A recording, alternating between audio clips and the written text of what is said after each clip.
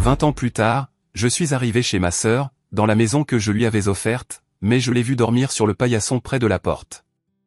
Elle était en vieux haillon, et mon fils s'essuyait les pieds sur elle en disant aux invités, « C'est notre servante folle ». Je n'ai pas crié. J'ai fait un pas en avant, et tout le monde s'est figé. Chers amis, je vous salue. Avant d'ouvrir les portes de cette vieille maison et d'en découvrir les secrets, je vous demande un petit service. Abonnez-vous à la chaîne et likez cette histoire. Écrivez aussi dans les commentaires de quelle ville ou pays vous nous écoutez. Cela me fait toujours chaud au cœur de voir que nous sommes nombreux. Et maintenant, installez-vous confortablement. Bonne écoute. Le chauffeur de taxi, un jeune homme aux yeux fatigués, me regarda dans le rétroviseur. « C'est bien ici, grand-mère » demanda-t-il en ralentissant devant le haut portail en fer forgé. « La maison a l'air riche, et vous ? Êtes-vous sûr qu'on vous attend ici ?» Je ne me suis pas vexé.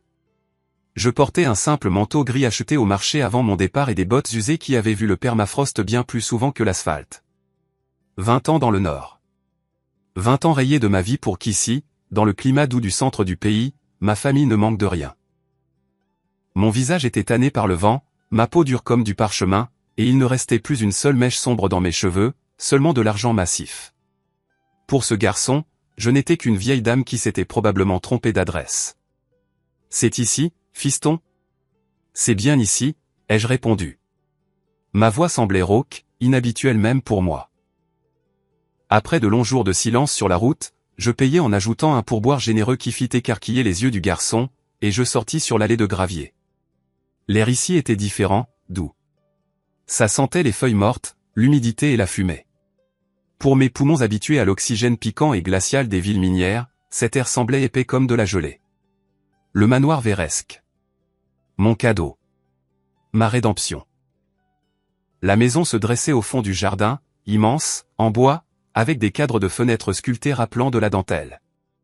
Je me souvenais d'elle autrement, silencieuse et abandonnée, lorsque j'avais finalisé l'achat il y a 20 ans. Aujourd'hui, les fenêtres du rez-de-chaussée brillaient d'une lumière électrique dorée, et même depuis le portail, j'entendais le bourdonnement des voix et le cliquetis de la vaisselle. Une fête. Je n'avais pas prévenu de mon arrivée. Je voulais voir leur visage quand j'entrerais.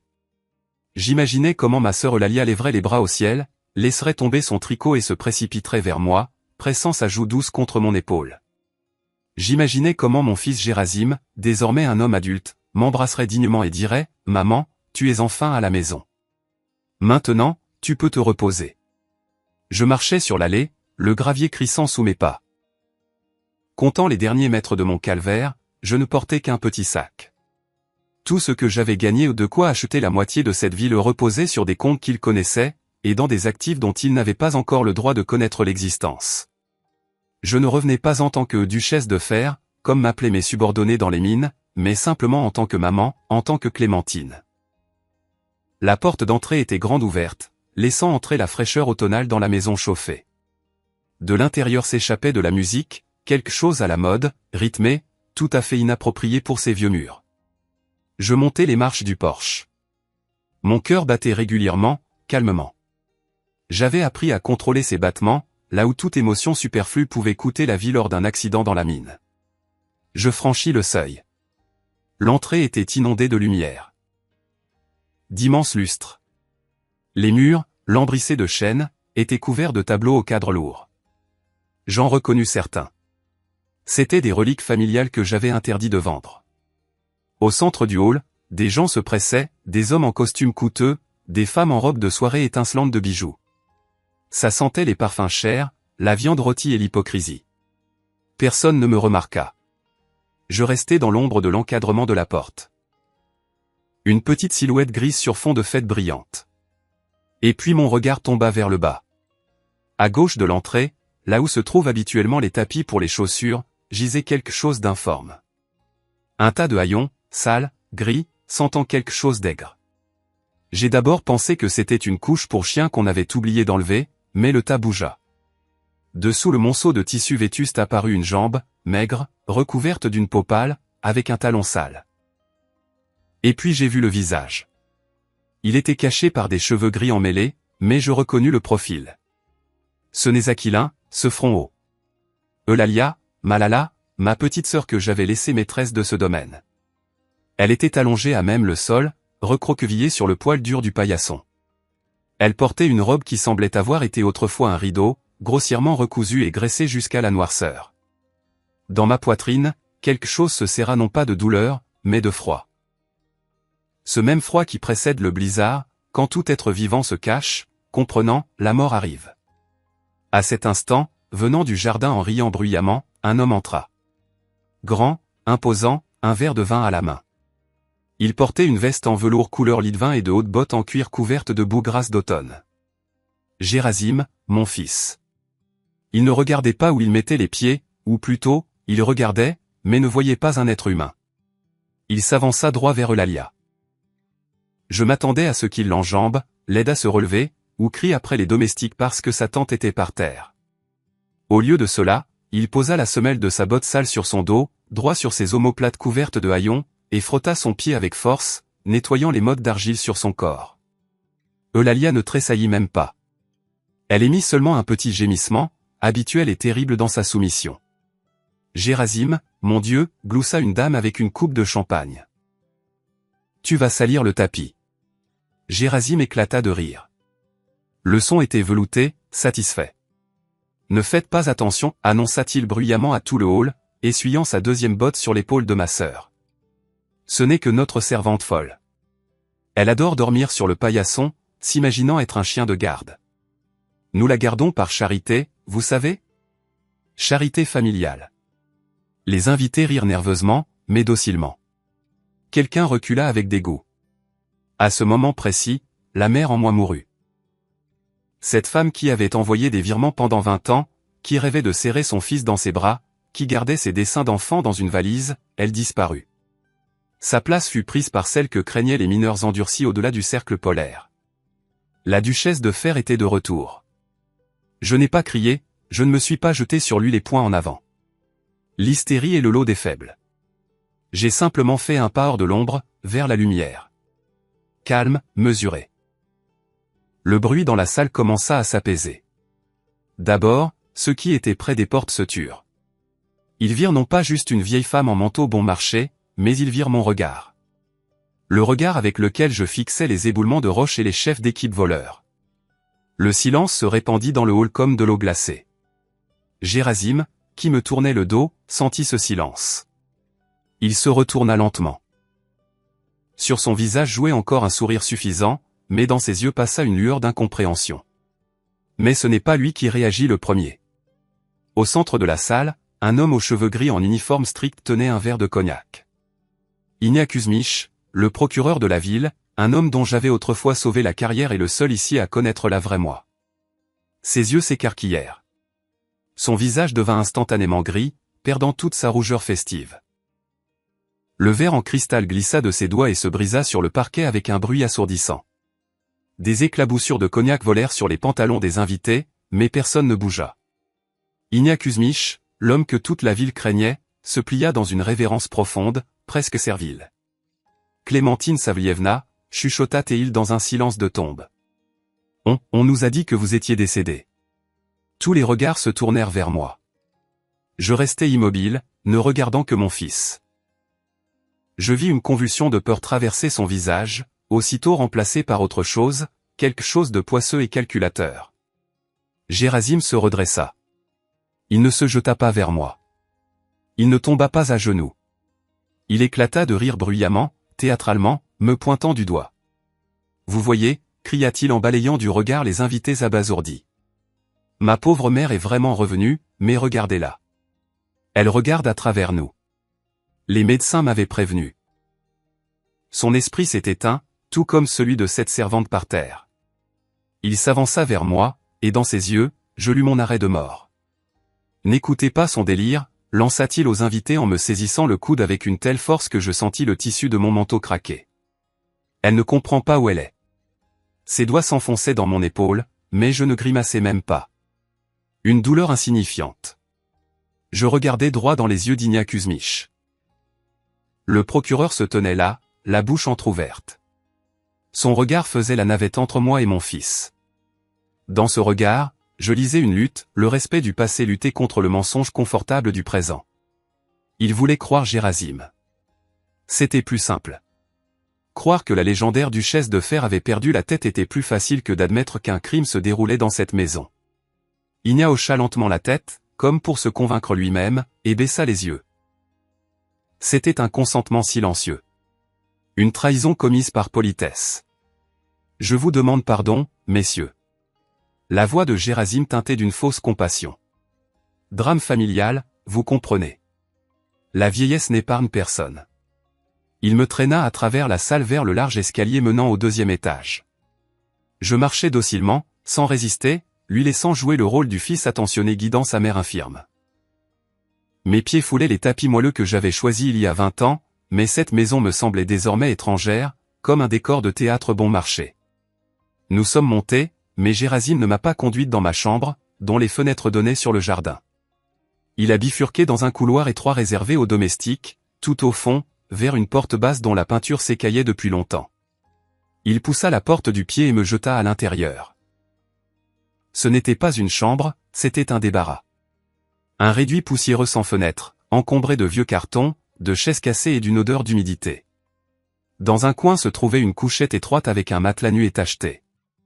Gérasime claqua la porte et s'y adossa, coupant toute retraite. Le sourire glissa de son visage comme de la cire fondante. Il ne restait qu'une méchanceté nue et bestiale. « Écoute-moi bien, vieille loque » siffla-t-il en se penchant vers moi. Il sentait le vin cher et la pourriture. « Tu es morte. Pour tous ceux en bas, tu es morte ou folle. Je me fiche de ce que tu choisiras. » Je gardai le silence, l'observant. Je cherchais dans ce visage les traits du petit garçon qui pleurait autrefois si je me blessais le doigt. Mais je ne voyais qu'un étranger. Un étranger faible et avide. « Si tu dis un mot, continua-t-il en baissant la voix jusqu'au chuchotement, si tu essaies de parler à Igna ou à qui que ce soit d'autre, je jette ta précieuse sœur à la rue tout de suite, dans la neige, en chemise. Et crois-moi, au matin, elle sera morte de froid. Tu m'as compris ? » Rien ne trembla dans ma poitrine. La peur est une émotion, et les émotions nuisent à la planification. J'évaluai rapidement la situation. Physiquement, je ne pouvais pas le battre. Crier était inutile. La musique en bas couvrirait tout, et Igna avait déjà fait son choix. Ma seule arme maintenant était le temps et l'information. J'avais besoin qu'il se détende, qu'il cesse de voir en moi une menace. Je rendis mes bras mous, laissai mes épaules s'affaisser et mon regard devenir flou et humide. Je commençais à trembler légèrement de la tête, imitant le tremblement que j'avais vu chez les vieillards du village. Jéracha bafouillai-je, écorchant volontairement les mots. Où sont mes lunettes ? Je veux rentrer à la maison. Il fait noir ici. Gérasime renifla avec dégoût. La tension dans ses épaules disparut. Il voyait ce qu'il voulait voir, une vieille femme brisée et sénile. Assieds-toi là, lança-t-il. Et n'ose pas te montrer. Il sortit, et j'entendis la serrure cliquer de l'extérieur. Je restai dans l'obscurité, mais je ne m'allongeai pas sur la couchette sale. Je restai debout et écoutais. J'écoutais la fête continuer en bas, les verres teintés à la santé du maître de maison qui venait d'enfermer sa mère dans un placard. Les heures s'écoulèrent lentement. Peu à peu, la musique s'est tue, les voitures sont parties, la maison a plongé dans un silence somnol. Je m'approchai de la porte. La serrure était vieille, simple. Dans les mines, je devais réparer des mécanismes bien plus complexes. Je sortis de ma poche une épingle à cheveux, simple, métallique, que je portais toujours sur moi au cas où. 2 mouvements, un clic silencieux et la porte céda. Je sortis dans le couloir. C'était calme, seules les vieilles lattes de plancher craquaient à peine sous mes pieds. Je n'allais pas chercher un lit confortable. Je descendis en bas, dans le hall. Il y faisait froid. Un courant d'air parcourait le sol. Près de la porte d'entrée, sur ce même paillasson rêche, gisait Eulalia. Il ne lui avait même pas donné de couverture. Je m'approchai d'elle. Elle respirait lourdement, en sifflant, tressaillant dans son sommeil. Je m'agenouillai. Le poil dur du tapis s'enfonça dans mes jambes, mais je ne sentais pas l'inconfort. J'enlevai mon manteau et en couvris ma sœur. Je m'assis à côté d'elle, à même le sol, le dos contre le mur froid. Je pris sa main dans la mienne. Sa paume était glacée et rugueuse comme de l'écorce d'arbre. « Je suis là, Lala » chuchotai-je dans l'obscurité. Je suis revenu. Je n'ai pas dormi de la nuit. Je suis resté assise, gardant son sommeil comme une sentinelle garde l'entrée d'une galerie de mines. Je me souvenais du nord, je me souvenais du froid qui faisait éclater l'acier. Cette maison était plus froide. Ici, le gel ne venait pas de la météo, mais des cœurs humains. Mais je savais comment faire fondre la glace. Il suffit juste d'assez de pression. L'aube arriva avec une lumière grise et trouble. La première à entrer dans le hall fut une jeune femme de chambre avec un seau d'eau. Elle m'était inconnue. En nous voyant, elle poussa un cri et laissa tomber sa serpillière. « Seigneur Jésus » chuchota-t-elle. Juste après elle apparut une femme plus âgée, la gouvernante principale. Je la reconnus. C'était Marfa. Elle travaillait ici avant mon départ. À l'époque, c'était une jeune fille aux joues roses. Maintenant, son visage était sillonné de rides et ses yeux pleins d'une anxiété éternelle. Marfa se figea en me regardant. J'étais assise sur le paillasson, vêtue simplement, à côté de la servante folle. Mais je levai la tête et la regardai comme je la regardais il y a 20 ans, donnant des ordres en cuisine. Je ne dis pas un mot de salutation. Je levai simplement un peu le menton et, des yeux seulement, désignai la petite table dans le coin du hall. Du thé, ici, prononçai-je doucement, mais fermement. Le ton ne tolérait aucune objection. La jeune femme de chambre gloussa, s'apprêtant à dire quelque chose sur le fait que les fous n'ont pas le droit au thé. Mais Marfa lui tira brusquement la manche. Elle pâlit, reconnaissant ce ton. Tout de suite, Clémentine Savlievna, marmonna-t-elle, et dans sa voix, j'entendis non pas la peur de Gerasim, mais un vieux respect enraciné. 5 minutes plus tard, elle revint avec un plateau. Dessus, une théière en porcelaine, 2 tasses et 2 assiettes de bouillie d'avoine d'où s'échappait une vapeur épaisse. Marfa s'agenouilla pour poser le plateau au sol devant nous. Ses mains tremblaient. Elle posa la tasse de thé devant moi, la soucoupe tinta. Je croisai son regard. Il y avait une supplique. Elle jeta un coup d'œil rapide et furtif vers l'escalier, vérifiant si le maître descendait. « Mangez, mesdames, dit-elle fort pour les oreilles invisibles.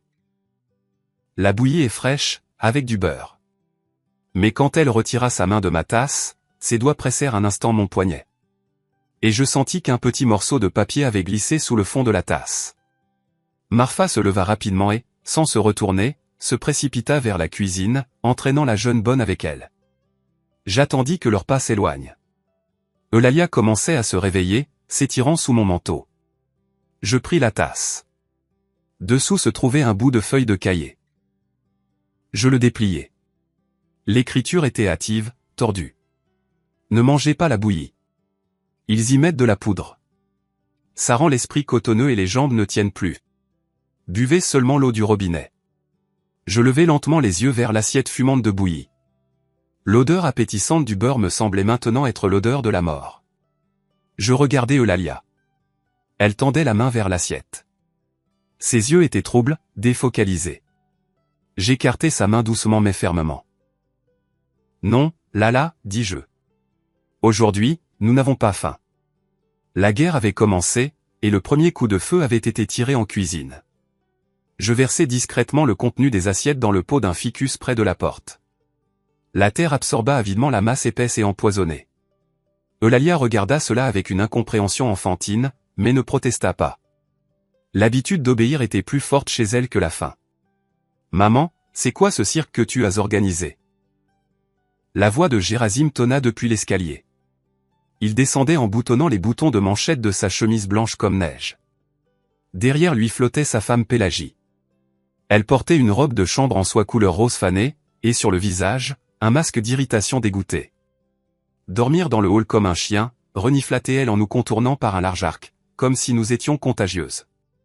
Gerasim, je t'avais dit qu'il fallait l'envoyer tout de suite à l'asile. Elle effraie les domestiques. Doucement, chérie. Gerasim embrassa sa femme sur la joue, mais ses yeux me perçaient froidement. Maman est juste excentrique. La vieillesse, tu sais, reprend ses droits. Ils passèrent dans la salle à manger. J'aidai Eulalia à se lever. Ses jambes tremblaient, mais elle s'appuyait sur moi avec une confiance étonnante. Nous avons marché lentement derrière eux. Dans la salle à manger, la table croulait sous la nourriture. Un plat en argent avec de la charcuterie, des fruits frais, des croissants dégageant un arôme de vanille. Gerasim et Pélagie s'assirent en bout de table. On nous indiqua une petite table d'appoint dans un coin, où se trouvait un bol de biscottes et une cruche d'eau. « Asseyez-vous » fit négligemment Gerasim d'un geste de la main, se servant du saumon. « Ne soyez pas timide, pour vous c'est un menu spécial, diététique. » Je m'assis, gardant un visage de pierre. Eulalia tendit aussitôt la main vers une biscotte, la rongeant avidement de sa bouche édentée. Je pris un morceau de pain rassis. C'était sûr. Je mangeais lentement, observant.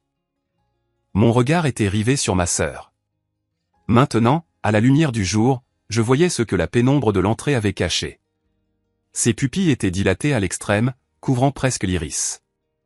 Sa peau était grise, moite. Ses mouvements saccadés, désynchronisés. Ce n'était pas de la folie, c'était de la chimie. Eulalia se figea soudain, un morceau de biscotte à la main. Elle fixa un point sur le mur où était accrochée une vieille tapisserie représentant une chasse. Ses lèvres remuèrent. L'ours maladroit marche dans la forêt. Chuchota-t-elle à peine audiblement. Gerasim éclata de rire en buvant son café. Tu entends, Pélagie? Encore ce délire. Ça fait 3 ans qu'elle marmonne cet ours. Un cerveau de 3 ans. Mais moi, j'écoutais. Je connaissais cette sœur. Nous avions grandi ensemble, et l'ours maladroit était notre comptine préférée quand nous cachions des secrets à nos parents. Il ramasse des pommes de pin, il les met dans son panier. Continua Eulalia, mais soudain, elle changea les paroles. Sa voix devint étrange, monotone, comme celle d'un robot. Deuxième étagère du bas, il prend le 3e tome. Reliure verte. Page 5 cents. Elle se tut aussi soudainement qu'elle avait commencé et se remit à ronger sa biscotte. Gerasim ne remarqua rien. Il était trop occupé par lui-même. Il se leva, s'essuyant les lèvres avec une serviette, et s'approcha de moi. Il sentait l'eau de colombe chère, qui ne pouvait masquer l'odeur de peur qui émanait de lui par vagues. « Maman » dit-il, et le mot « maman » sonna comme une insulte. « Nous avons peu de temps. Dans 2 jours aura lieu le bal des fondateurs ici. Un investisseur important viendra de la capitale. J'ai besoin que tout soit parfait. » Il jeta un dossier devant moi sur la table. « C'est une formalité, une autorisation pour tes soins médicaux et la gestion de tes comptes restants. Tu ne veux pas que Pélagie et moi nous ruinions en médicaments pour toi. Signe ici. » Je regardais le papier.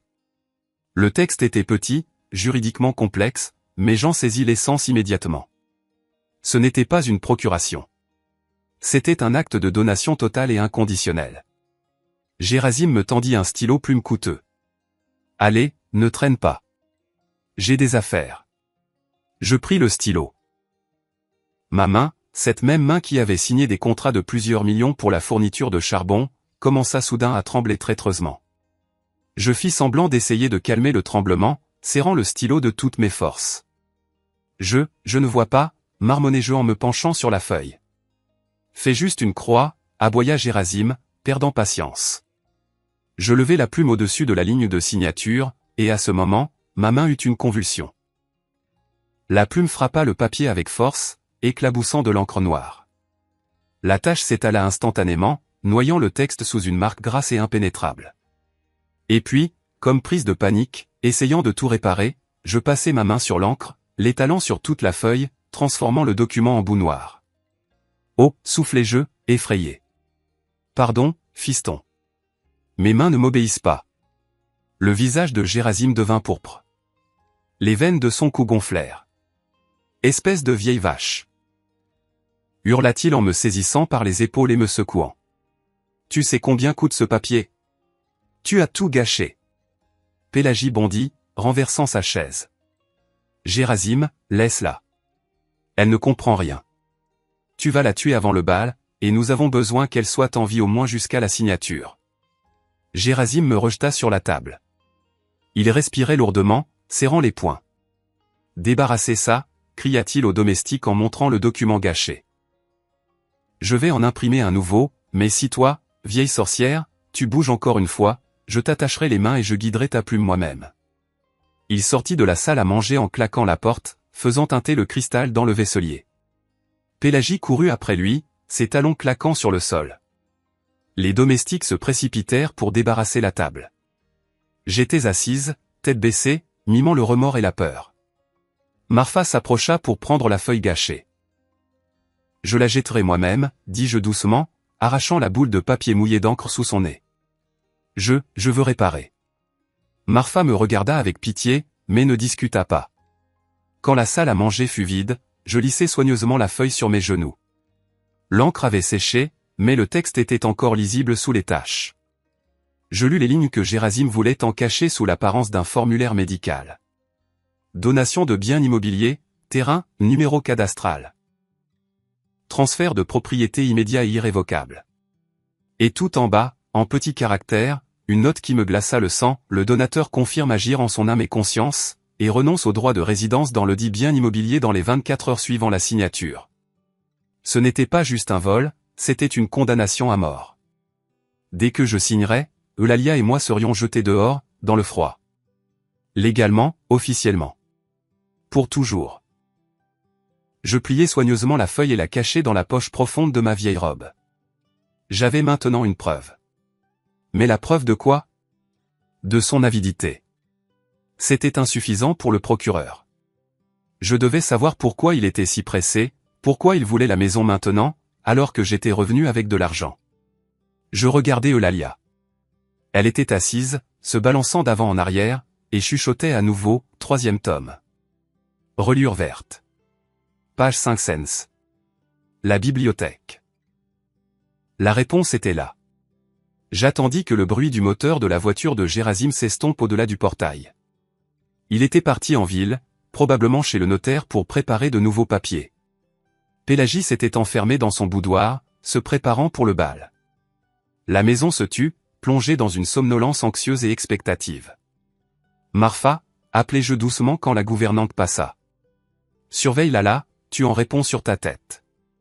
Marfa hocha la tête. Dans ses yeux passait une peur mêlée de détermination.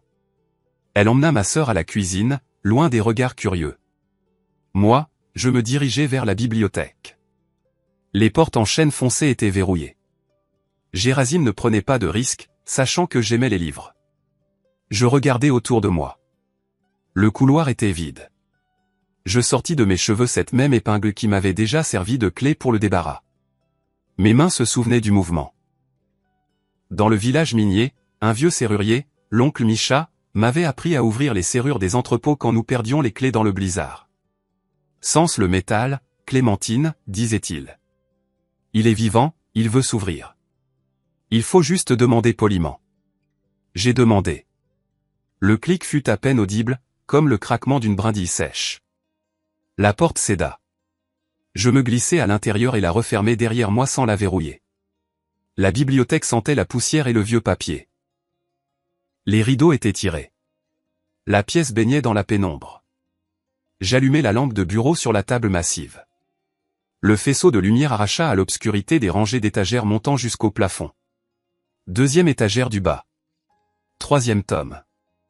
Reliure verte. Je m'approchai de l'étagère indiquée. C'était la section des classiques. 3e tome. Reliure verte. Dostoïevski. Crime et châtiment. Quelle ironie. Je sortis le livre. Il était léger, trop léger pour un tome aussi épais. Je l'ouvris. Les pages avaient été découpées pour former une cachette. À l'intérieur, pas de lingots d'or ni de liasses de billets, mais un simple cahier d'écolier à la couverture en toile cirée. Je m'assis par terre, adossé à l'armoire, et ouvris le cahier. C'était le journal d'Eulalia. L'écriture au début était régulière, calligraphique, celle que notre gouvernante nous avait enseignée. 15 mars. Gerasim a vendu le service de maman, il a dit qu'il l'avait cassé par accident, mais j'ai vu le reçu du prêteur sur gage. J'ai essayé d'écrire à Clémentine, mais il m'a arraché la lettre des mains, disant que maman était occupée par des affaires importantes et qu'il ne fallait pas l'inquiéter pour des broutilles. Je tournais les pages et à chaque nouvelle date, l'écriture devenait de plus en plus déchirée, les lettres dansaient. 10 septembre. Le docteur Zozim est venu aujourd'hui. Il m'a fait une piqûre, a dit que c'était des vitamines. Mais après, j'ai dormi 2 jours. Je me suis réveillé, et le tableau d'Aïvazovski avait disparu du salon. Gerasim dit que je l'ai offert à quelqu'un. Je ne me souviens pas. J'ai peur. 2 décembre. Il me donne de nouvelles pilules. J'oublie les mots. J'oublie comment s'appelle le chat. Clémentine, où es-tu? Pourquoi ne viens-tu pas? Gerasim dit que tu es morte, mais je sais que c'est un mensonge. Je te sens. Les dernières entrées étaient au crayon, des gribouillis presque illisibles. Plus d'argent. Il a tout dépensé. Il a joué tout ce que tu envoyais. La maison est hypothéquée. Ils veulent vendre le terrain. Pour la démolition. Il y aura un magasin. Notre jardin, nos pommiers. Ils vont les abattre. J'ai caché les documents. Il ne les trouvera pas. Je les ai cousus. L'entrée s'arrêtait là. Je fermais le cahier. Mes mains étaient froides, mais à l'intérieur, un incendie faisait rage. Gerasim n'était pas simplement cruel. Il était en faillite. Tous ces virements que j'avais envoyés pendant des années, des millions gagnés à la sueur et au sang, avaient disparu. Il avait tout flambé, et maintenant il était prêt à détruire le nid familial, à vendre la mémoire des ancêtres pour un bulldozer, juste pour couvrir ses dettes. Il n'avait pas besoin de mes comptes restants, il avait besoin de ma signature pour légaliser la vente du terrain. Sans elle et sans la signature de l'Alia, il ne pouvait rien faire. Voilà pourquoi il était si pressé. Voilà pourquoi il nous gardait enfermés. Il avait besoin de nous faire déclarer incapables pour devenir le seul tuteur et gestionnaire des biens. Soudain, des pas lourds et rapides se firent entendre dans le couloir, suivis de voix. Je me précipitai vers la fenêtre, me cachant derrière un lourd rideau de velours. Mon cœur s'arrêta. La porte s'ouvrit à la volée. 2 personnes entrèrent dans la bibliothèque. Vous ne comprenez pas. La voix appartenait au docteur Zosime. Elle tremblait. Le dosage est déjà critique. Si on augmente, leur cœur s'arrêtera. Je me fous de leur cœur, aboya Gerasim. J'ai besoin que demain au bal, elles soient des légumes, que le juge les voie en train de baver et signe la tutelle sans regarder. Ils s'arrêtèrent juste devant le bureau, à 1 mètre de ma cachette. Je voyais leur silhouette à travers la fente du rideau. Gerasim faisait nerveusement les 100 pas. Le promoteur me donne une semaine, continuait-il en criant presque. Une semaine, Zosime. Si je n'apporte pas les papiers du terrain, ils prendront tout pour les dettes. Et toi, mon cher ami, ils ne t'épargneront pas non plus. Tu as falsifié des ordonnances, tu as prescrit des psychotropes sans indication. Le docteur soupira lourdement, s'essuyant le front. Gerasim Petrovitch, j'ai peur. Votre mère, elle n'a pas l'air folle. Ce regard qu'elle a. C'est une vieille, coupa Gerasim. Une vieille sénile qui s'imagine reine des mines. Écoute-moi. Ce soir, double dose. Dans le thé, dans la soupe, verse-leur dans la gorge de force s'il le faut. Je veux qu'au matin, elle ne puisse pas aligner 2 mots. Tu m'as compris? Mais ça peut les tuer. Objecta faiblement Zosime. Alors on les enterra avec les honneurs, trancha Gerasim. J'ai besoin du terrain, docteur. Le terrain vaut plus cher que 2 vieilles folles. Fais ce que je t'ai dit. Ou je raconte au procureur comment votre précédente patiente est morte accidentellement, laissant son appartement à votre femme. Un silence s'installa. Visqueux, terrible. J'entendais la respiration lourde du docteur. D'accord, finit-il par lâcher. Je le ferai ce soir. Ils sortirent, laissant la porte ouverte. Je sortis de derrière le rideau. Mes mains ne tremblaient plus. Maintenant, je savais tout. Les jeux étaient faits. Ce n'était pas juste une lutte pour une maison, c'était une lutte pour ma vie et celle de l'Alia. Et il ne me restait qu'une soirée pour les battre. Je regardais le journal dans mes mains. C'était une arme, mais j'avais besoin de plus. J'avais besoin d'un allié, et je savais où le trouver. Gerasim lui-même m'avait donné l'indice. La patiente précédente, l'appartement, la femme. Je fourrais le cahier sous mes vêtements et me glissais sans bruit dans le couloir. La chasse aux chasseurs avait commencé. Je savais que je n'avais que quelques minutes avant que le docteur Zosime n'atteigne la cuisine pour préparer le thé spécial. Je ne courus pas après lui. Je coupai par le passage des domestiques, connaissant la disposition de cette maison mieux que quiconque. Je l'interceptai dans un couloir étroit près de l'entrée de service. Il marchait voûté, serrant une sacoche noire comme si elle était remplie de pierres. En me voyant, il eut un sursaut comme s'il avait reçu un choc électrique et se plaqua contre le mur. « Clémentine Savlievna » balbutia-t-il. « Vous ne devriez pas être ici. Vous devez vous reposer dans votre chambre. » Je ne perdis pas de temps en politesse. Je m'avançai tout près de lui, le coinçant. Pas de témoin dans ce couloir. Juste nous deux et la vérité suspendue entre nous comme une hache. « Me reposer, docteur ?» Ma voix était basse mais tranchante comme l'acier. Pour ne plus jamais me réveiller ou pour me réveiller comme un légume, prêt à être jeté au rebut?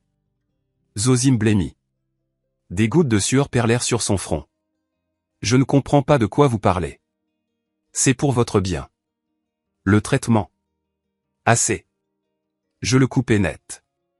J'ai entendu votre conversation dans la bibliothèque. Je sais pour la double dose.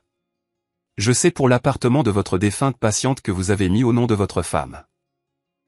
Les yeux du docteur s'écarquillèrent d'horreur. Il ouvrit la bouche mais aucun son ne sortit. Mais vous ignorez une chose, docteur, continuai-je en le fixant droit dans les pupilles. Vous pensez que je suis juste une vieille du Nord?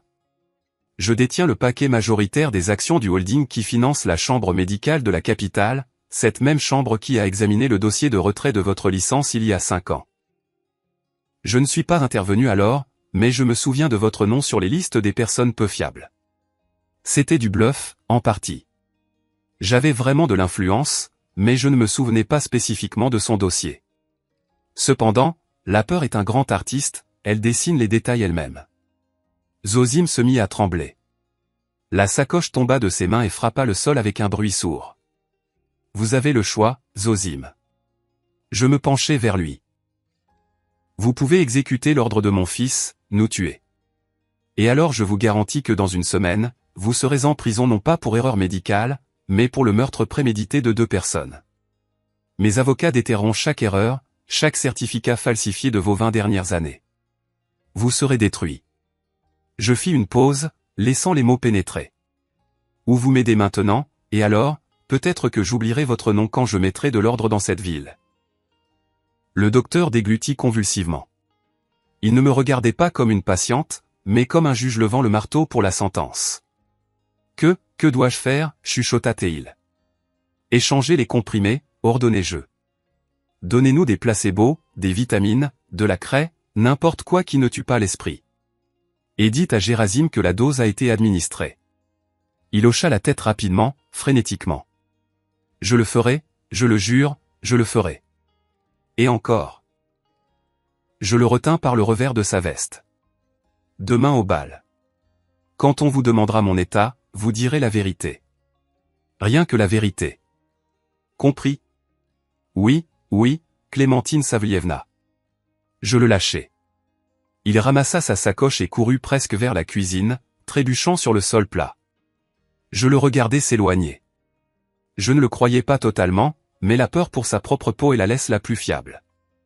Je me redressai. Mes épaules se déployèrent. Plus besoin de me voûter ni de traîner les pieds. Je marchais dans le couloir de ma maison et à chaque pas, je reprenais le pouvoir sur elle. J'entrai dans la cuisine. L'agitation y régnait. Le cuisinier, un gros homme au visage rouge engagé par Gerasim, hurlait sur Marfa qui essayait de nourrir Eulalia avec de la soupe. « Enlève cette folle d'ici », glapissait-il en agitant une louche. « Elle va me couper l'appétit des invités avec son allure. »« Quelle bouffe dehors !» Marfa pleurait, protégeant ma sœur de son corps. Eulalia se recroquevillait sur un tabouret. Je m'approchai du cuisinier par derrière. Silencieusement, discrètement. « Dehors, dis-je. » Le cuisinier se retourna, clignant des yeux de surprise. « Quoi? T'es qui toi, la vieille? Allez, file dans ta niche. » Je pris une lourde poêle en fonte sur la table, la soupe pesait calmement dans ma main. Je dis, dehors de ma maison. Tu es viré. Tout de suite. Il y avait tant de détermination froide dans mes yeux que le cuisinier s'étouffa avec son cri. Il regarda la poêle, puis moi, puis les domestiques figés. Personne n'intervint pour lui. Vous êtes tous dingues ici, grommela-t-il en arrachant son tablier et en le jetant par terre. Je ne remettrai plus les pieds ici. Il sortit par la porte arrière. Un silence tomba sur la cuisine. Les domestiques me regardaient avec une terreur respectueuse. Marfa, dis-je plus doucement. Donne à manger à tout le monde, de la vraie nourriture, et à Lala aussi. Je m'approchai de ma sœur. Elle leva les yeux vers moi. Il n'y avait plus ce voile trouble. Les médicaments commençaient à s'éliminer, et bien qu'elle fût faible, son regard s'éclaircit. Tina, chuchota-t-elle, me reconnaissant vraiment pour la première fois depuis ces jours. Tu es venu? Je l'embrassai, serrant fort ses épaules maigres. Je suis venu, ma chérie. C'est fini. Eulalia s'écarta soudain et regarda autour d'elle d'un air conspirateur. Elle me tira par la manche, m'obligeant à me pencher à son oreille. Tina, écoute, chuchota-t-elle rapidement, fiévreusement. La maison. Il cherche les papiers de la maison. Gerasim a tout retourné. Mais c'est un idiot. Il a cherché dans le coffre, dans les murs. Je sais pour le journal. Lala, chuchotai-je en retour. Je l'ai trouvé. Non, pas le journal. Elle serra ma main avec une force inattendue. Le document. L'acte lui-même, l'original. Celui où il est écrit la condition. Je ne l'ai pas laissé le trouver. Je savais que tu reviendrais. Je l'ai caché là où il ne devinera jamais de chercher. Où? Eulalia sourit d'un sourire faible mais rusé. Tu te souviens de ton vieux manteau? Celui avec le col en fourrure, avec lequel tu es parti dans le nord. Il est pendu dans le débarras, dans le coin le plus reculé. J'ai décousu la doublure et j'ai cousu les papiers dedans, juste sous le cœur. Je me figeai. Mon vieux manteau, celui-là même qui était pendu dans le débarras où Gerasim m'avait enfermé. J'avais passé la nuit à côté et je ne savais même pas que le salut était à portée de main. Tu es génial, Lala. Je l'embrassai sur le front. Tu es la plus intelligente de nous deux. J'avais maintenant tout. Le journal avec les preuves de l'escroquerie. Le docteur prêt à témoigner. Et surtout l'original du document qui pouvait détruire Gerasim d'un trait de plume. Il ne restait qu'une nuit et un bal. Demain, ils fêteraient leur victoire, et moi j'organiserais les funérailles de leurs ambitions. Je laissai Eulalia sous la garde de Marfa et montai sans bruit au débarras. Là, dans l'obscurité, parmi les cartons poussiéreux, pendait mon vieux manteau de drap, ayant perdu sa forme et sa couleur avec le temps. Mes doigts tremblaient en cherchant la couture sur la doublure. La voilà. Des points grossiers, faits par la main tremblante de ma sœur. Je soulevai délicatement le fil avec mon ongle. Le tissu s'écarta. À l'intérieur, plié en 4 entre la ouate et le drap, se trouvait une feuille de papier timbré épaisse. Je la sortis. Le papier craqua dans le silence comme un coup de feu. Même dans la pénombre, je reconnus le sceau du notaire apposé il y a 20 ans. C'était mon atout, mon épée. Le lendemain, la maison bourdonnait comme une ruche. Les domestiques couraient avec des plateaux, les fleuristes décoraient l'escalier de guirlandes de fleurs fraîches. Gerasim et Pélagie étaient sur les nerfs. Ils hurlaient sur quiconque leur tombait sous la main, vérifiant chaque détail. Eulalia et moi avions été enfermés au grenier. C'était leur solution pour cacher les folles parentes loin des regards tant que les invités ne seraient pas partis. Mais ils ne savaient pas que la porte n'était pas verrouillée. Le docteur Zosim avait tenu parole. La serrure était ouverte, bien qu'un verrou massif pende à l'extérieur. Un décor qu'il avait simplement posé sur les gonds sans le enclencher. Nous étions assis en silence. Eulalia était calme. Elle avait pris le médicament et que Zosim lui avait donné au du simple gluconate de calcium et son esprit était clair. Nous entendions les invités commencer à arriver en bas.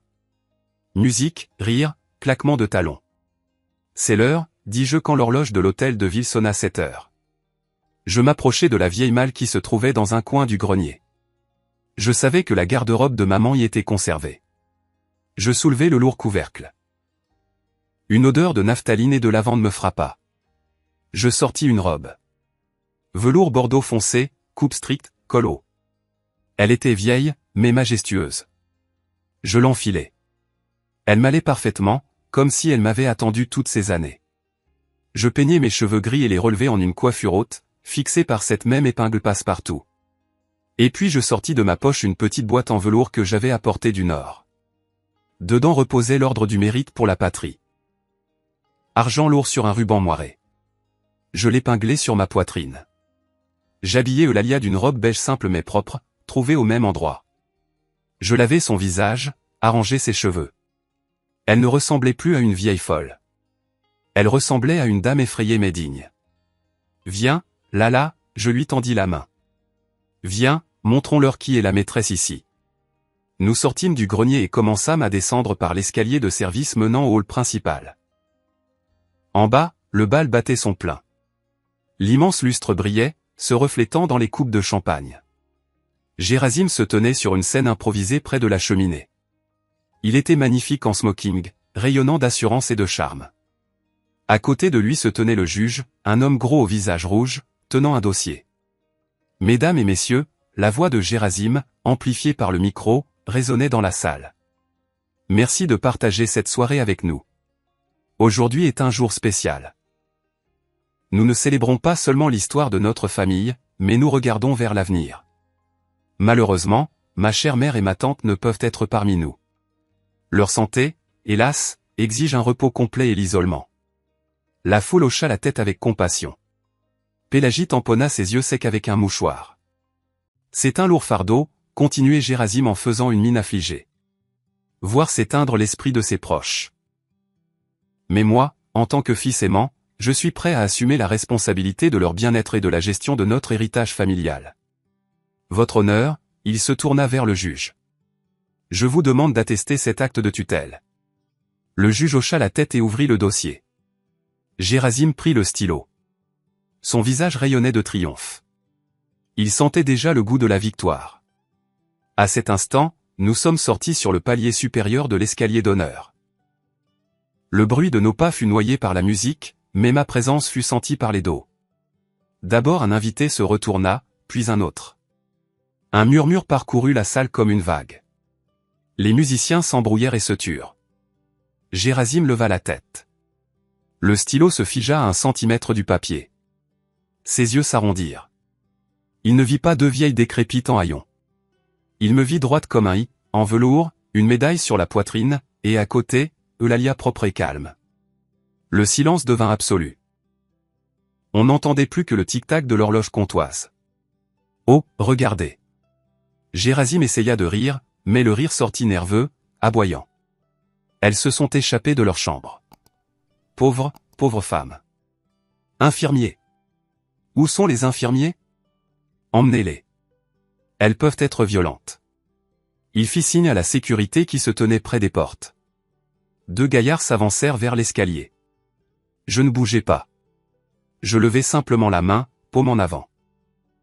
Le geste qui arrêtait les wagonnets dans la mine. Halte, dis-je. La voix n'était pas forte, mais elle vola à travers la salle, ricochant sur les murs. Il y avait une telle autorité dedans que les gardes se figèrent en plein pas. Je commençai à descendre lentement, marche après marche. Eulalia marchait à côté, tenant fermement ma main. Les invités s'écartaient devant nous, formant un couloir. Je voyais leurs visages surpris, effrayés, curieux. Je trouvais du regard Ignac Kuzmich. Le procureur était au premier rang, pâle comme un linge. Nous approchâmes de la scène. Gerasim recula d'un pas, comme si j'étais un fantôme. Maman, siffla-t-il, et le micro capta ce son, le diffusant dans la salle. Qu'est-ce que tu fais? Va dans ta chambre. Je tendis la main et arrachai le micro de ses doigts moites. Nous ne nous sommes pas échappés de notre chambre, Gerasim, prononçai-je en regardant droit dans la salle, dans les yeux de 100 témoins. Nous nous sommes échappés de ton mensonge. Je me tournai vers le juge. Il me regardait bouche bée, tenant toujours le stylo au-dessus du document déclarant mon incapacité. Votre honneur, dis-je clairement et distinctement. Moi, Clémentine Savlievna, je suis saine d'esprit et de mémoire, et je suis ici pour dénoncer un crime. La salle poussa un soupir de stupeur. Pélagie cria et porta la main à son cœur. Un vol, continuai-je sans quitter mon fils des yeux, une falsification et une tentative de séquestration illégale. Gerasim devint écarlate. Son masque tomba définitivement. Elle délire, hurla-t-il en essayant de reprendre le micro, mais je reculai. Vous ne voyez pas? C'est de la paranoïa. Docteur Zosime. Dites-leur, confirmez le diagnostic. Toutes les têtes se tournèrent vers le docteur qui se terrait près d'une colonne. Gerasim le regardait avec un espoir furieux. C'était sa dernière chance. Zosime s'avança lentement. Ses mains tremblaient, mais il me regarda, puis regarda Gerasim. Il y avait de la peur dans ses yeux, mais la peur de moi était plus forte. Les dossiers. La voix du docteur trembla, puis s'affermit. Les dossiers médicaux que j'ai fournis au tribunal. Ils sont faux. Gerasim se figea. Qu'est-ce que tu racontes, glapit-il. Je les ai écrits sous la dictée de Gerasim Petrovitch, dit fort Zosime en regardant le sol. Sous la menace. Clémentine Savlievna et Eulalia Savlievna sont en parfaite santé. Leur état a été provoqué artificiellement, par des médicaments que leur fils m'obligeait à leur donner. Explosion. C'était comme si une bombe avait éclaté dans la salle. Les invités brouaient, quelqu'un cria. Le juge referma le dossier d'un claquement sec. Gerasim se tenait seul au milieu de la scène, nu dans son mensonge. Son monde s'effondrait, et alors il fit la seule chose qu'il savait faire. Il choisit la violence. Gerasim rugit comme une bête blessée. Dans ses yeux, il n'y avait plus ni calcul ni ruse. Seulement la rage animale d'un rat acculé. Il se jeta sur moi. Ses doigts se crispèrent, visant ma gorge. Il ne voulait pas juste frapper, il voulait me faire taire pour toujours, écraser cette voix qui détruisait son illusion de grandeur. Ferme-la, crève, vieille salope, hurla-t-il en sautant la marche de la scène. Je ne bougeais pas. 20 ans dans le Nord m'avaient appris que lorsqu'une avalanche arrive, courir est inutile. Il faut lui faire face. Je serrai seulement plus fort la main de Lalia, qui cria et tenta de me protéger de son corps. Mais le coup ne vint pas. Entre moi et mon fils surgit une silhouette en uniforme gris. Inia Kuzmich, le procureur qui hier encore détournait le regard, se dressait maintenant comme un roc. Il intercepta la main de Gerasim en plein vol. Dur. Professionnel. N'ose pas, dit-il doucement, mais ce murmure couvrit tout le bruit de la salle. Gerasim s'agita, essayant de se libérer, mais la prise du vieux procureur était de fer. Lâche-moi, elle ment. Elle est folle, postillonna Gerasim. J'en ai assez entendu, coupa Inia en le repoussant violemment en arrière. Gerasim chancela et tomba à genoux, juste aux pieds du juge. Touche à la femme qui a bâti l'économie de cette ville, et tu ne vivras pas jusqu'au procès. J'y veillerai personnellement. À ce moment, la salle s'anima. La sécurité, comprenant enfin de quel côté était la force, maîtrisa Gerasim. Il se débattait, déversait des malédictions, mais ses mains étaient déjà tordues dans son dos. À l'autre bout de la salle, un autre mouvement commença. Pélagie, comprenant que le navire coulait, tenta de se glisser discrètement vers la sortie de service. Elle serrait un sac volumineux où teintait traîtreusement l'argenterie de famille.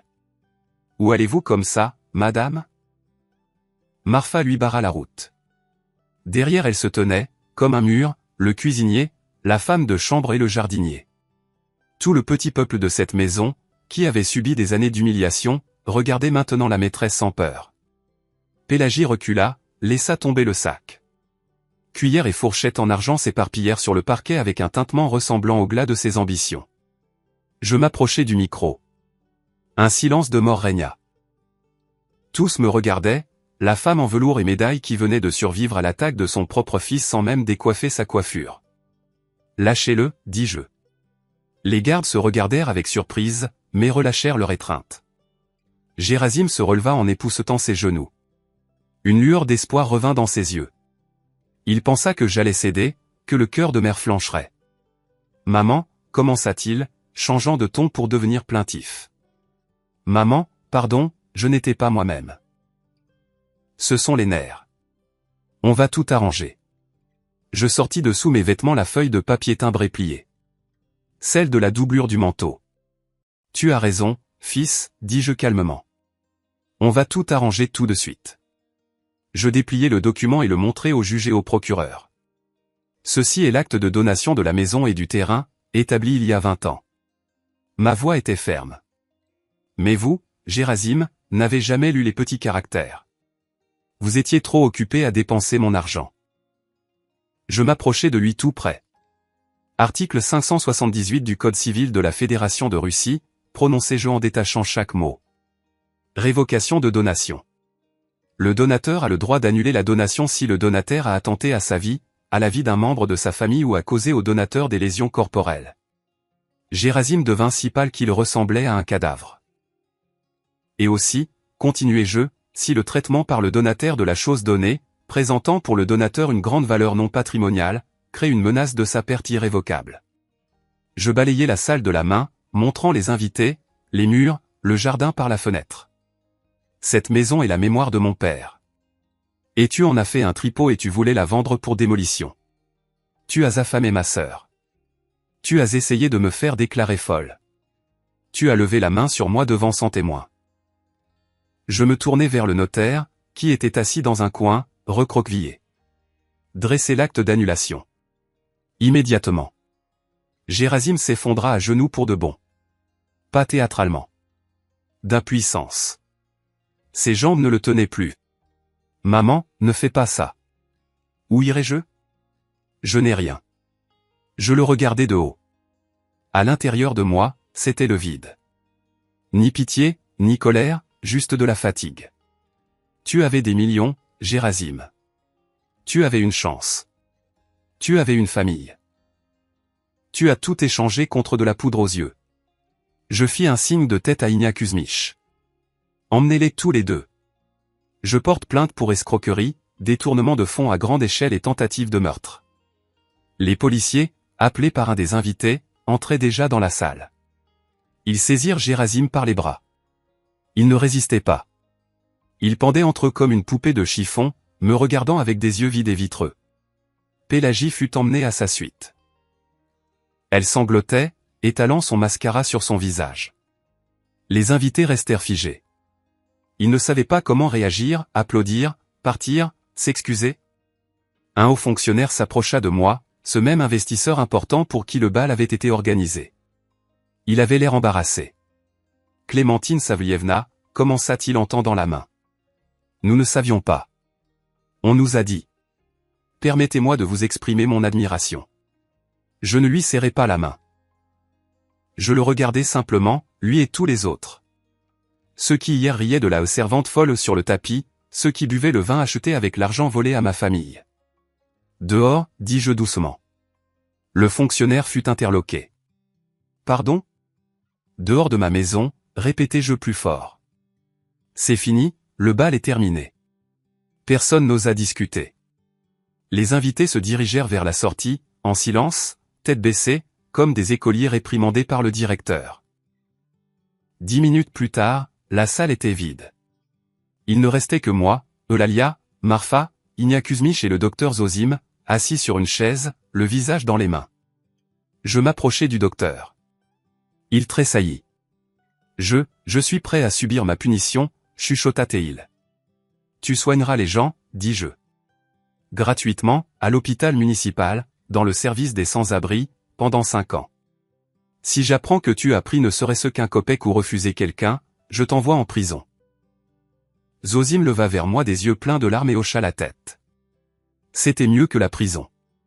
C'était une chance de rédemption. Inia Kuzmich s'approcha de moi. Il prit ma main et l'embrassa à l'ancienne, respectueusement. Pardonne-moi, Clémentine, dit-il. Je suis un vieux fou.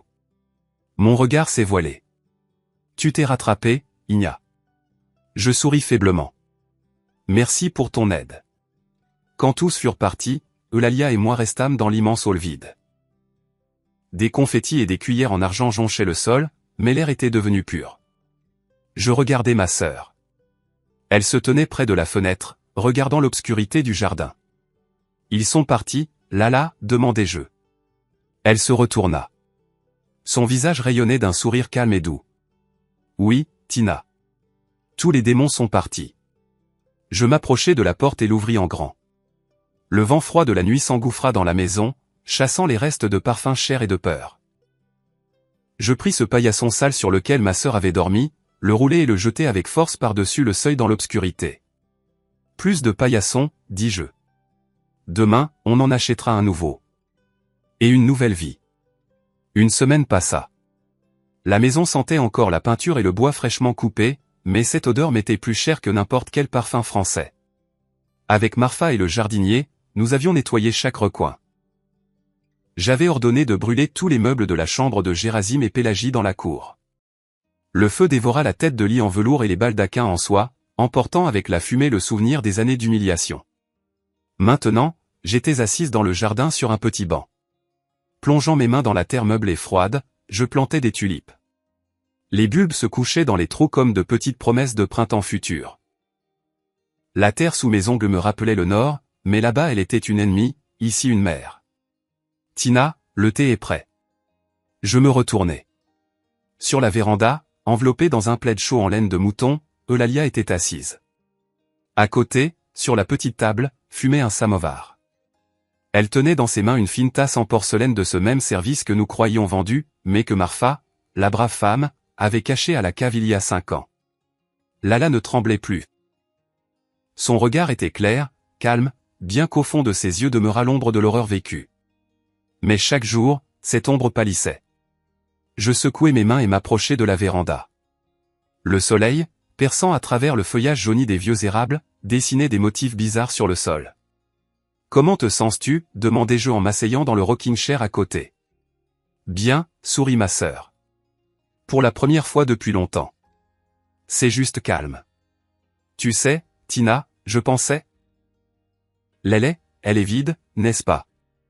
Je levai un sourcil interrogateur en buvant le thé chaud au thym. « Il y a 5 chambres, continua-t-elle en regardant quelque part au-dessus des arbres, claires, spacieuses. Inia Kuzmich disait qu'il y a beaucoup de gens en ville comme je l'étais, des vieilles que les enfants chassent de leurs appartements, qu'on considère comme un fardeau. Elles n'ont nulle part où aller. » Je posai ma tasse. Cette idée trottait déjà dans ma tête, mais je craignais de la formuler, pensant que ma sœur avait besoin de repos. « Un centre de crise » demandai-je. « Une maison » corrigea-t-elle doucement. « Juste une maison où personne ne dormira sur le paillasson, où l'on pourra boire du thé dans de jolies tasses et ne pas avoir peur d'être empoisonné. »« Nous pourrions. »« Nous le ferons » dis-je fermement. « J'ai encore des contacts à la fondation. »« Et l'argent ?» Gérasime a beaucoup dépensé. « Eh bien, les mines du Nord savent être généreuses envers ceux qui savent attendre. Nous restaurerons tout. Nous aiderons. » Quelque part au loin, une voiture klaxonna. Le bruit du moteur se fit plus fort. Le gravier crissa sous les roues. Une petite camionnette de livraison s'arrêta au portail. « Tu as commandé quelque chose » s'étonna Eulalia. « Oui » je plissai les yeux avec ruse. « Un cadeau pour nous deux. L'élément le plus important de l'intérieur. » J'allais accueillir le livreur. Le gars déchargea un paquet lourd et compact. Je signai le bon de livraison et, saisissant le fardeau, le portai vers le porche. « Déballe » fis-je signe à ma sœur. Eulalia écarta le papier craft. Dessous se trouvait un nouveau paillasson, dense, en coco, avec un poil dur qui ne s'affaisserait pas avant 100 ans. Mais l'essentiel n'était pas la matière. L'essentiel était l'inscription brûlée en lettres noires au centre. Eulalia commença à lire à haute voix, et sa voix trembla de rire. « Essuyez vos pieds ou vous aurez affaire à la matriarche. » Nous nous regardâmes et éclatâmes de rire. Un rire pur et clair s'envola vers la cime des vieux tilleuls, effrayant les corbeaux. Dans ce rire, il n'y avait pas d'amertume, seulement de la liberté. Je posai le tapis devant la porte. Il s'ajustait parfaitement, couvrant l'endroit où gisaient encore récemment de vieux haillons. « Et voilà » dis-je en me redressant et en regardant la façade rénovée de notre maison. « Maintenant, c'est en ordre. Bienvenue à la maison, Clémentine. Bienvenue à la maison, Lala. » Nous entrâmes à l'intérieur, laissant la porte ouverte pour que le vent d'automne puisse se promener librement dans les couloirs, balayant les dernières ombres du passé. La vie ne faisait que commencer. Voilà l'histoire, mes chers auditeurs. Une histoire qui montre que même lorsque le monde entier semble contre vous, lorsque les personnes les plus proches deviennent des bourreaux et que votre propre maison se transforme en prison, ce n'est pas encore la fin. Tant que le cœur bat, tant qu'il y a de la volonté et au moins une épingle dans les cheveux, on peut tout changer. Clémentine Savlievna a accompli l'impossible. Elle ne s'est pas brisée. Elle n'a pas laissé la rancœur faire d'elle un monstre, mais elle ne s'est pas non plus laissée piétiner. Mais dites-moi honnêtement, la main sur le cœur, qu'auriez-vous fait ? Auriez-vous pu pardonner à un fils qui s'essuyait les pieds sur vous? Ou Clémentine a-t-elle été trop cruelle en l'envoyant en prison? Après tout, c'est son sang. Écrivez dans les commentaires ce que vous en pensez. A-t-elle bien fait de ne pas lui donner de seconde chance? Et voudriez-vous savoir ce qu'est devenu Gérasime derrière les barreaux? Peut-être vaut-il la peine de raconter l'histoire de la façon dont la duchesse de Fer a construit son refuge et combattu la bureaucratie de la ville. Si la suite vous intéresse, faites-le moi savoir. Et si cette histoire vous a touché, si elle a serré votre cœur puis l'a fait battre de joie, s'il vous plaît, mettez un like. C'est la meilleure récompense pour moi. Abonnez-vous à la chaîne pour ne pas manquer les nouveaux chapitres de la vie de Jean Fort. На лесу не будем убивать. Блять, стоит ли на изгоев выебываться?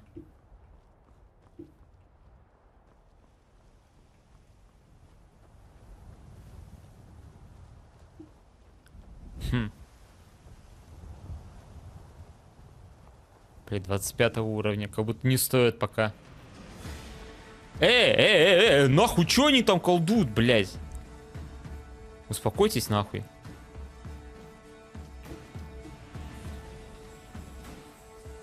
Прочки, блять.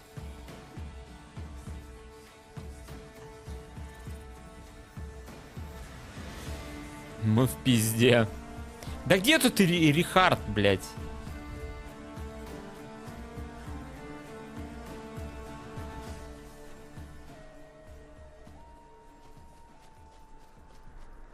Рехаб. Ретард. О, здорово. Имперские ублюдки.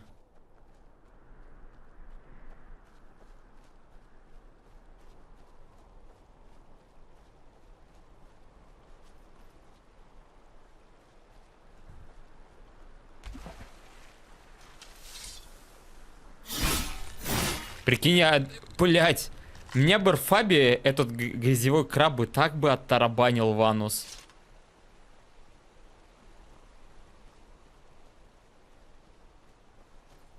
Вообще без шансов бы.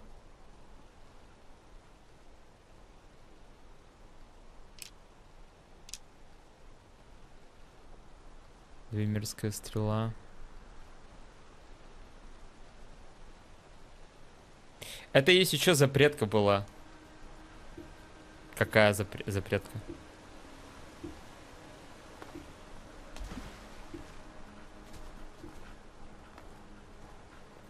Где оно запрещено?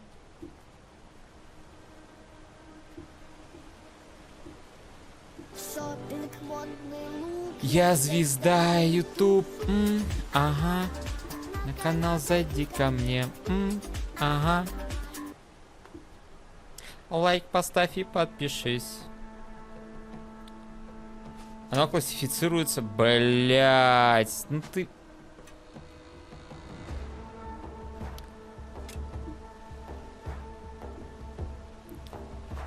Как оскорбление, hate speech. Так любое оскорбление, походу, запретка. Не? Раз на то пошло.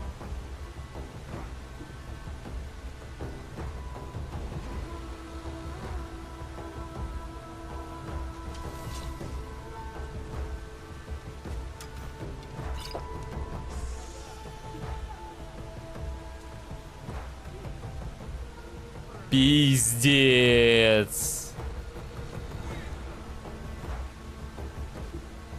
Давай поможем.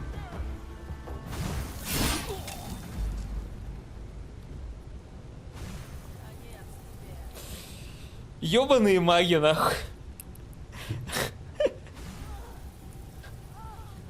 Ненавижу магов!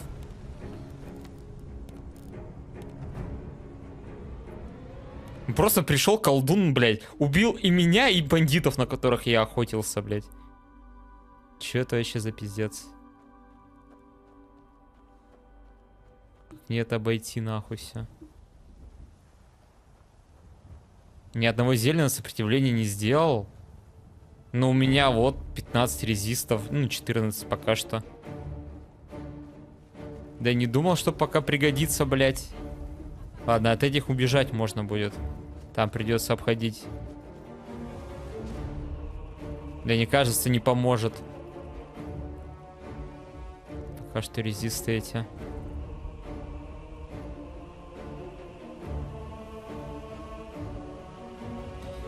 С двуручем? Ну, буду с двуручем на паладине, потому что тут есть меч паладинский, легендарный. Меч Хризомер. Я хочу с ним поиграть как-нибудь. Если я его смогу достать, конечно.